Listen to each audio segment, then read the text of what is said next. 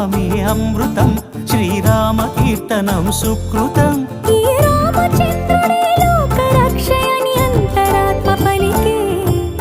జగదానందకారక జయ జానకి ప్రాణనాయక, శుభ స్వాగతం ప్రియ పరిపాలక. జగదానందకారక జయ జానకి ప్రాణనాయక, శుభ స్వాగతం ప్రియ పరిపాలక.